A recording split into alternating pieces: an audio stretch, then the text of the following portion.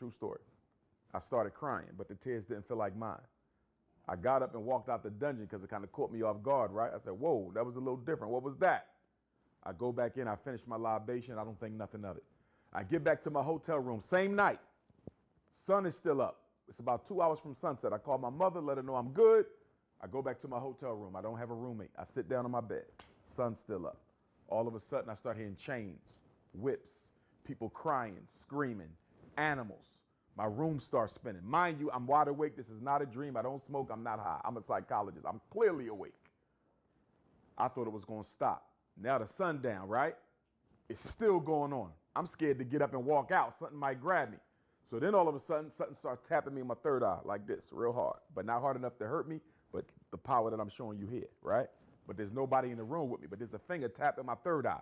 Now I know it was opening up my third eye so I could receive the wisdom from my ancestors. I know that now.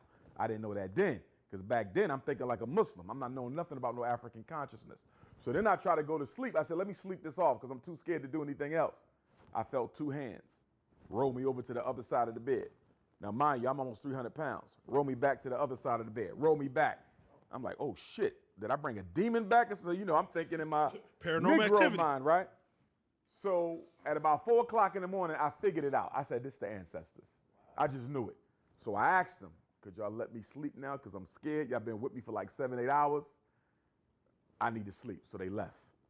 The next day, I walk out through the village, and we are in a rural section of Senegal. So it's like calves and donkeys and chickens walking all around, right? So I'm talking to the Senegalese brothers, telling them what happened last night. They said, don't worry about that.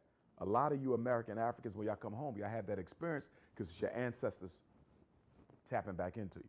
So when I get back to Philadelphia, this is the summer 2005, I resign from the school district of Philadelphia. I take on an assistant principal job. And I start experiencing coincidences like crazy. Somebody will, phone ring, I know who it is. Somebody looking for something, I got it in my hand. I think of somebody, I see him tomorrow. Like, bing, bing, bing, bing. Coincidences like crazy, where I'm like, oh, shit, what happened over there? So then I finally go to the Oyotunji African village in South Carolina. I get an African spiritual divination, Yoruba style, right? From the Yoruba. And that's when the Babalawo, rest in peace, Chief Olaitan, he's an ancestor now. He left about 2 years ago. He told me your ancestors were throwing you a welcome home party. He said you didn't go to Africa for Garvey. You thought you went to Africa for Garvey, but your ancestors set that whole thing up to bring you back. That was 05. 5 years later, I get a phone call from a Hebrew Israelite brother, Brother Dawa, Chicago. He's an ancestor now too.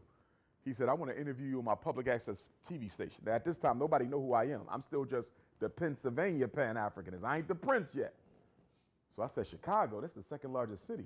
I'm there. This is probably only the 3rd or 4th time I ever flew in an airplane, right?